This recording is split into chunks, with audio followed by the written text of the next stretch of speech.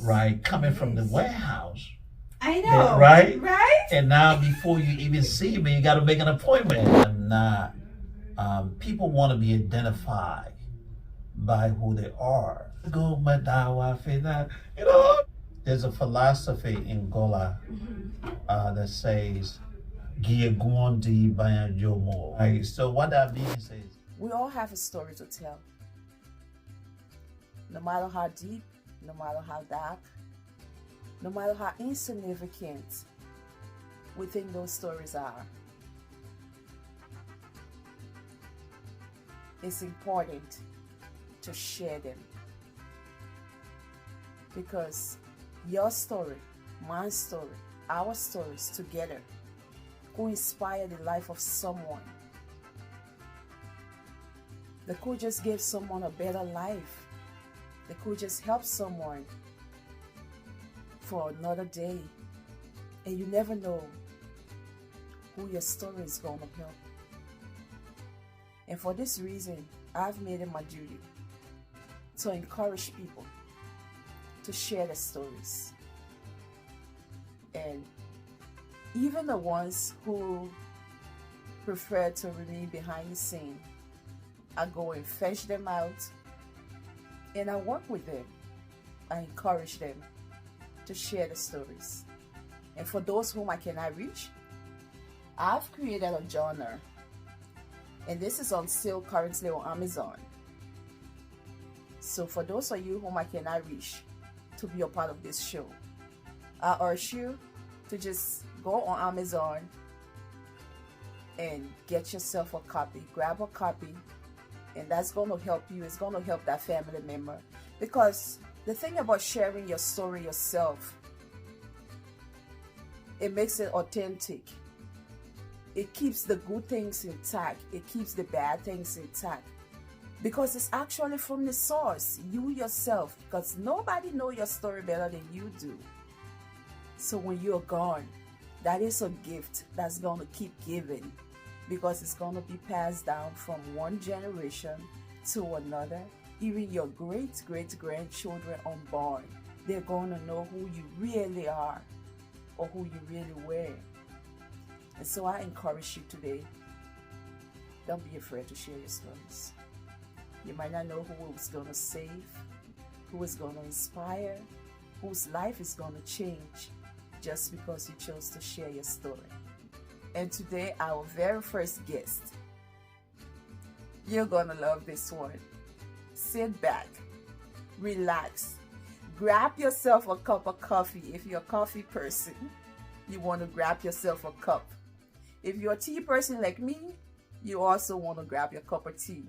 Because you know what? This is interesting and you're going to have so much fun.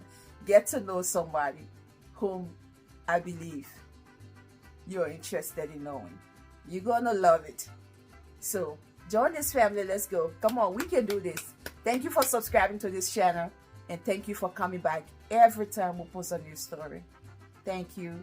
I love you. And like I always say, be grateful for everything and eager for nothing. If I was to describe Mr. Kromah to somebody, to a stranger who I've never met him before, what's the best description for Mr. Wahab Kromah? Thank you so much for that question. I think the best description would be somebody who is honest, respectful, and hardworking. I'm somebody that when I'm part of something, I want to see it grow. And that has been one of my, principles. And so that would be the best description. Yes. So tell me a little more when you say hardworking. I mean, there has to be a root for that, because usually sometimes we get that maybe from our upbringing or from some family member or something sparks that in us. So how did that come about? Well, my mother, that came from my mother, Montana. She was a strong Gola woman.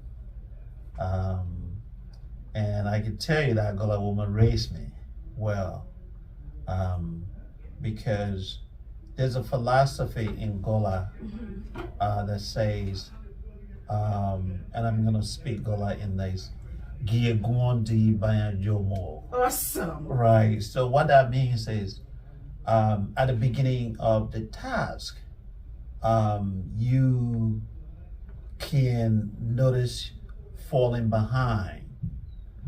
So at the beginning of the task, you really got to work and make sure that you're making progress and keep going. So it is a very important philosophy in Gola. You know, so my mother always used to say, you know, "Gi guandi banjomo." You know, so I still have that in me. Rest in peace. But when I talk to my little brother, that is something that we still talk about. I said my mother used to sing this song to me, and that just sometimes bring joys and a little bit of tears as well. You know, because I really love my mom so much. I am now in the United States, and I'm very blessed to be here. And I'm a professional, working and making, I would say, good income. But sometimes it gets to me so strongly that my mother, the woman who helped raise me, it was time for me to give her what I'm earning, you know, give her some of it, because I saw her suffering to raise us. And it was time now for me to do something for my mother. But she's gone.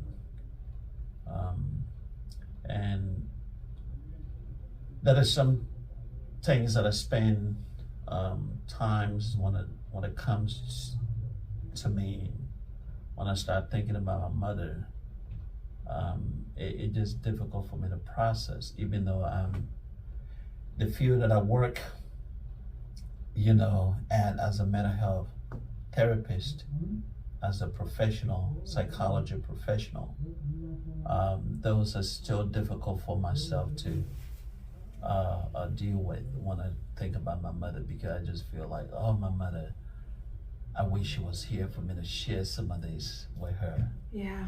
Yeah, it's still something that I struggle with. And I can relate to that, because I mean, I lost my dad just when we were still in the process of getting my paperwork arranged in America. Yes, and to today's date, I know how that feels. I carry that scar. It's like, just like you're saying, there's some days, a lot of days, you wake up and say, the people I should be sharing all this with, where are they? Right. Yeah. So I know that feeling. Thank you for I know that feeling. empathize with me on that, Yes, I know because that feeling. it is a difficult feeling sometimes. It but is. Yeah. It is a difficult feeling. So you mentioned your mom, and I would like to know more about her and more of your family. Yeah.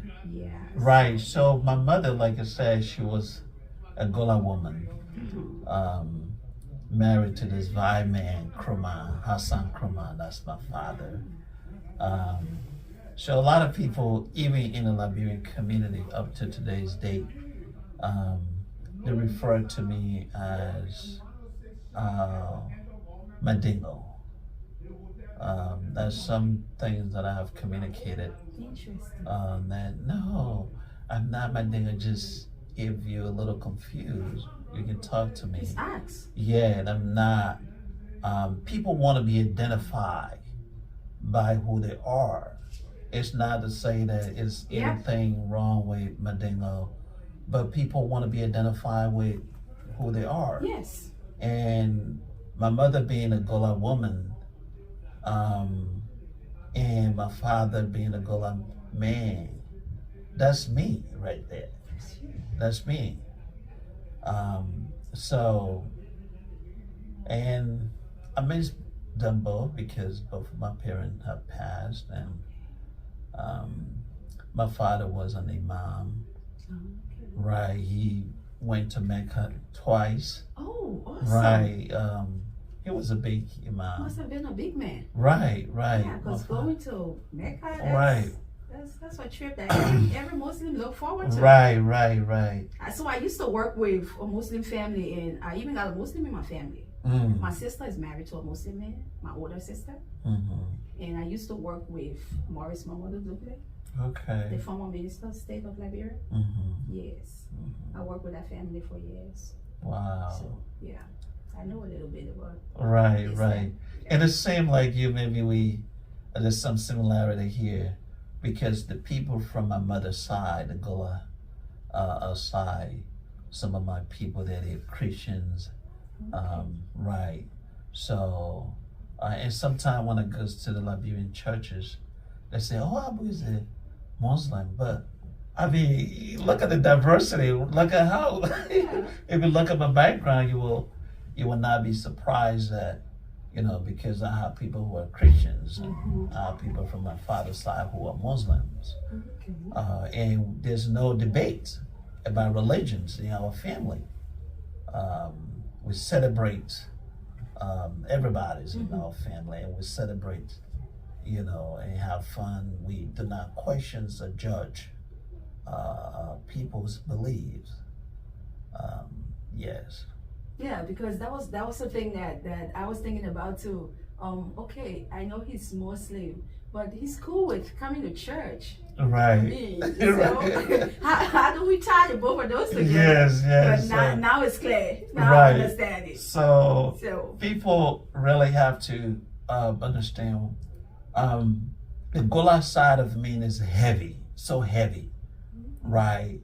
And because most of my people from the Gola side, these are people who are Christians. They drink a lot, right? Now, when you cross and come to my father's side, you don't get that. We totally, the old man say, "No, you can't do this yet. You can't do this yet." So there's a straight boundaries, But it's just fascinating, how, our upbringing played a role of how we train to be as a person. You see, I used to go to the church in Zodi. There's a place called Zodi from Kile. And then when I work around there. There you go. We're talking about bombing now. Yeah. So when you get to Kile, then you take the route to go to Zodi. So Zodi, some of my people live in Zodi. That's, I believe, close to Swain area. I'm not too sure. And then when we go to the church at night, the Gola people singing, right? They're singing. And it was just so fascinating in the church, and I'm there with my people. They're singing Gola song. I can't see I go Madawa Fena. Awesome. It was just interesting, And then as a young man growing up, I can still, I still have those memories in me, and I think they will be with me forever, for the rest of my life. They will. Those are the things that make us whole. Right. Yeah. Right. They never go away. They don't go away at all. So, you grew up with a Muslim dad. Right. So I know usually the Muslims, they're usually large families. Right. So how many siblings do Oh, you have? thank you for asking that. Right. My father, Wahab Kromah, which is not the other Wahab Kromah that Liberian knows. That professor. Right. So Father Wahab Kromah he married 5 wives. Okay. 4 wives, because Muslim, according to the religion, they are allowed to marry to 4. So he has 4 wives. So we grow up in a big family, and plus he has over 50 students Yeah. right? That's That an people, imam. yeah, because people bring those students Mm-hmm. to learn. So, and in our family, when we talking about siblings, we more than 40. You see, we are a huge family. Yeah. You see, and one of the things that I admire about my dad is, even though we are a large family, Mm-hmm. and then these other uh, students come in to learn in a home under our father, we are all treated the same. And some That's of them, good. oh yes, some of them, they also now because of the treatment, and these are mostly Gola Mm-hmm. people from our mother's side, because my father married, I believe one man Bintu is a Vai woman, but the rest of the wives are Gola. Okay. Yeah. So I'm heavily Gola, right? Yeah, you are. Heavily Gola. You're gonna see that. I'm heavily Gola. So, interestingly, that's how we're raised. I am raised. It just very interesting how my view of the world, that from my fathers and from my mother, that you have to treat everybody the same because there was no discrimination Mm-hmm. between us and the students. Matter of fact, sometimes the students were treated better than Okay. us. Interesting. Yes, student were treated better than us because they were students, and Mm-hmm. my father did not want to see anything that has to do with discrimination. You see, up to today's date, those students, majority of them, the old man is now gone, and most of these wives that also have passed. Mm-hmm. But most of these students remain, in the Kromah's home. Oh, Yeah, that's good. yes. And so sometimes, thank God I have a job and I'm making income. Yeah. So when I send the money to this large family, the money goes to the family, and these students are part of the family. And we don't even consider them students. You cannot really know the difference between Alhaji Kromah's children's Mm-hmm. and his students. If you're a stranger, it's something that you cannot know because the old man would not even allow, any different treatment for this other person and different treatment. No, that does not exist in our family. So your dad being a leader in the mosques, Right. would you say that contributed to who you are today? Being a leader of the Liberian community. Well, How did that play a role? Thank you.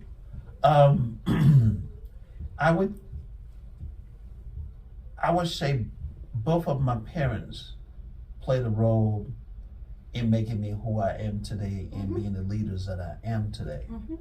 because they instill in you that value of service, community service. Mm-hmm. That has to be in you because that's the principles that they preach to us, that you got to serve others and you got to do so with respect. Don't never see yourself that you are important than anybody. Always try to do the best you can. And that value, I'm telling you, I do not take it lightly. Wherever I am, Mm-hmm. it goes with me. That's good. And I try to demonstrate it, And from Liberia, I left Liberia in 1995 as a young boy. And then where did I go to? I went to Egypt, Cairo, Egypt, Okay. where I was studying as a young boy growing up. So I'm very eloquent in Arabic, my Awesome. my wife Khadija, or Sisi, Mhm. lives in Egypt, was born and lives in Egypt Okay. with my son, Okay. Dawood. You see, they live in Egypt. I do visit Egypt, and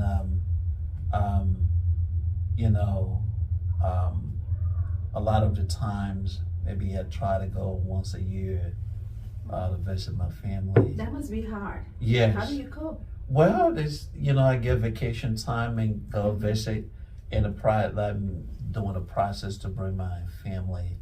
Okay. It was because of maybe very busy with other things, and my wife also got other things to do in Egypt. But since my schedule is becoming less busy, Mhm. so the plan is the process is at the NVC, National Visa Center. Okay. Everything is going well, and I'm just grateful that she will be joining me. Yeah, Yes. we pray for that because Right. that must be really hard, Yeah, it is. especially in your line of work. I mean, Right. there's no shoulder to cry on. There you go. And I want the boys to come go to school, all of that, because this country is, I think, one of the things that we all can benefit from is the quality education. Mhm. That's really important. Mhm. And I'm very blessed to be, going to school, and I'm really just don't know how to say it, but it's a blessing. How old is he? My first son, Hassan, is 27. Okay. So, and then Dawood is 15. Okay. Yeah, and I have a daughter, Tenen, which is named after my Your mom. mom. Right. That's good. My lovely mother. That's good. Rest in That peace. is And good. yeah, and her name is, her name is Tenen, and she is 14, or close to 14. Okay. Right. That's good. Right. I know they're looking forward to just being with you. 'Cause Right, That's right. a lot. That must be really hard on them. Right. Right. Yeah, just being I away talk to- for seeing you once a year. I talk to them pretty much almost every day. Okay. Right. So we are grateful, Yeah. even though we are far from one another, but the connection, technology is helping to connect us in some way, Mm-hmm. and I think that cannot be ignored. We must, acknowledge that, because some times ago, technology was not too advanced as Yeah. what it is now. Yeah. You see, I just stay here now talking to my brothers, relative in Liberia, and see them Yeah. in the video. Like That they're just right out there too. right, Yeah. right. So we did not have that kind of technology. So, sometimes ago, and we should be very grateful that we have that now. So you went to Cairo in 91, In so- 95. 95. When Right. did you come to the U.S.? So I came right after the 9/11. Oh, Right after the 9/11. okay. Right. Yes. So you So came. sometime around 2002 or 2003. Yeah. Yeah, that was because- so too, Right. 9/11 was 2000 something, right? 2001. Okay, 2001. okay. So I would think, I came to the United States 2002. Okay. Mhm. So you came and at the time you just went right away to schooling. Yes. School has been one of the most important things of my life, because, growing up in our village, Vokal, Mm-hmm. which is a little town in Bomi area there. It's always, we used to see other kids going to school, Mm-hmm. and now we from the Islamic side. We're Muslim from my father, and I did not start school, early on. we were all doing, we just read the Quran. Yeah. And we're doing it the traditional way. We do it sitting down in a group, and just kind of reading They it. all recite it. Right, recite the Quran. So we did that for so many years, and after some times, we thought it was, wise to go to school. And some of because of our background, my father, grandfather was there, Kamabakai, and then the old man keep, asking sometimes, so are the children going to go to English school? Because the old man knew that it was good now for us to really not just study the Quran, but also go to and get some Western education.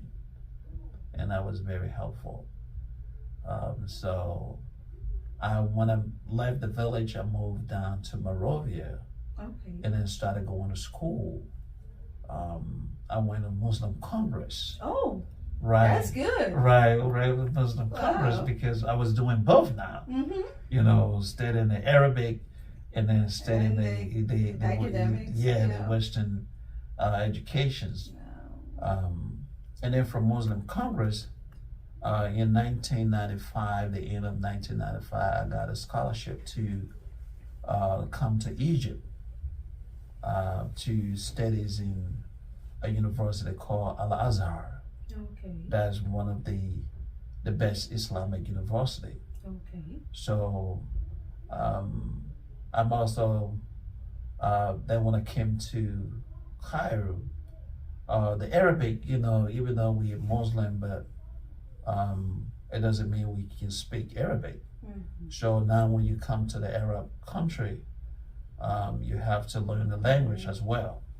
So that's how I always studied the language. It was very interesting, and then because you got to study the language, and then we did that, and then when you do the placement test, and then it would be able to replace you, the right level. Okay. Right. So when you came to the United States, how did you come up to do psychology? Oh. Why psychology? Well, that's a good thing. That's a good question. And by the way, I love psychology. Right. That's why I'm interested. You're right. So I started at Green River. That was a long time ago, going to community college. And when I came first lab, was very tough. Yeah. Because no career. And that's really important. There was no career. Coming from Liberia, Egypt, down to the United States. Still no career. You just got the education. Right. Yeah. So I checked. I would read a newspaper because there would be job posting on the newspaper. Everything, they need a degree. They needed some degree to really be able to have, to get the job. So I read a newspaper, I look online, and I don't have the degree. That time. So, and I was working in a warehouse. Okay. I didn't have a car, a ride, so I would wake up. My brother, Eric Moore,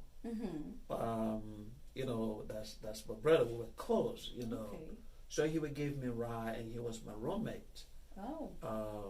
So he would give me a ride sometimes to work, and I have to start to work around about 4 o'clock in the morning. You see, so it was just a difficult life, no education.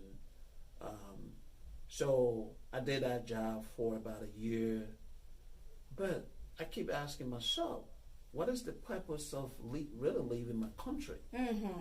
The questions just keep coming. What is the purpose of leaving my country and coming to Egypt? Was to study. Now, when I was leaving Egypt, my purpose of coming to the United States, we got a resettlement from Egypt. But when I was leaving, that was my goal, to come to the United States and get a better education.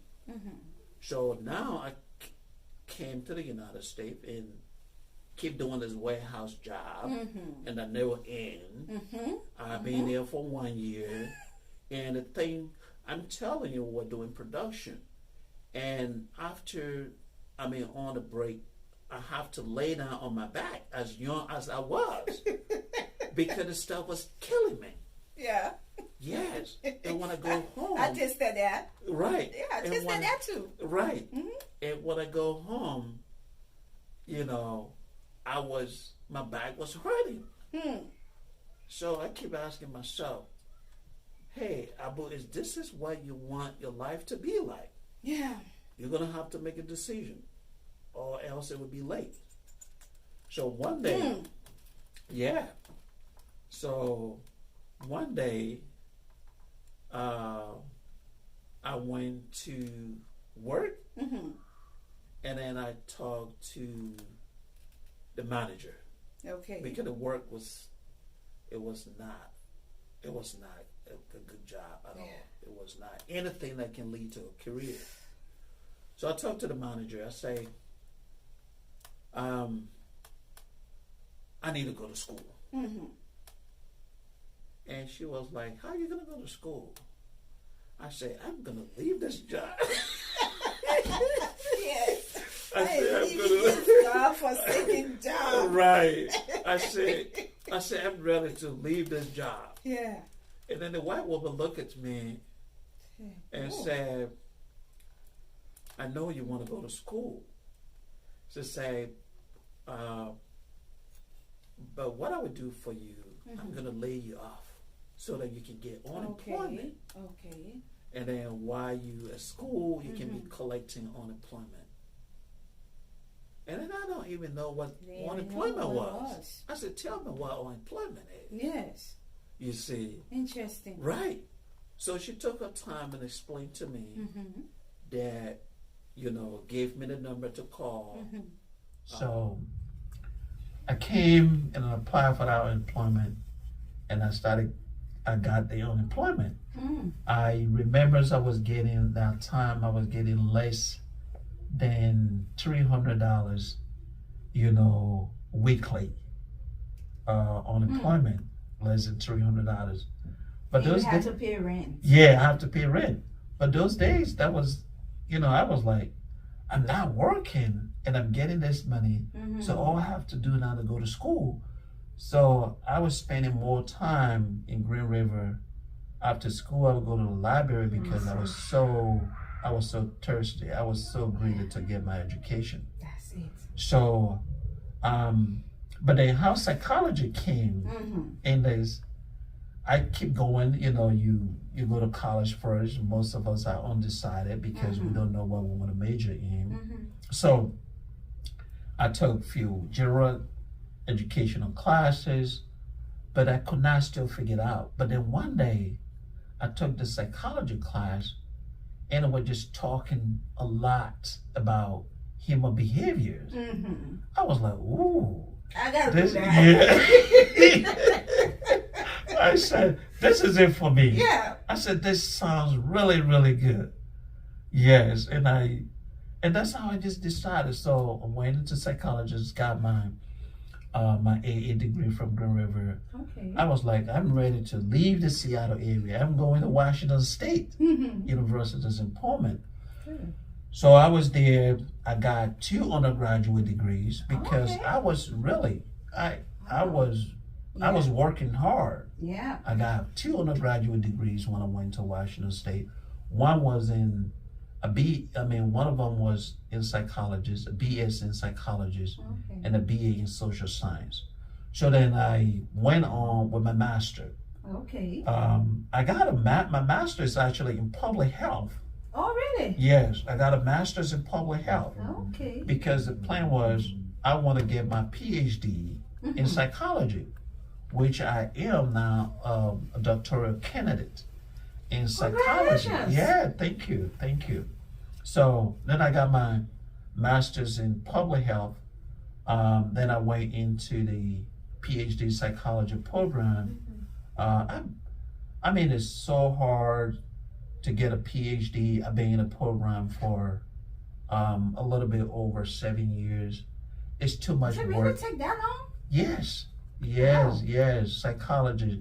What are you guys doing in there? Well, there's a lot of work. We do a lot of research.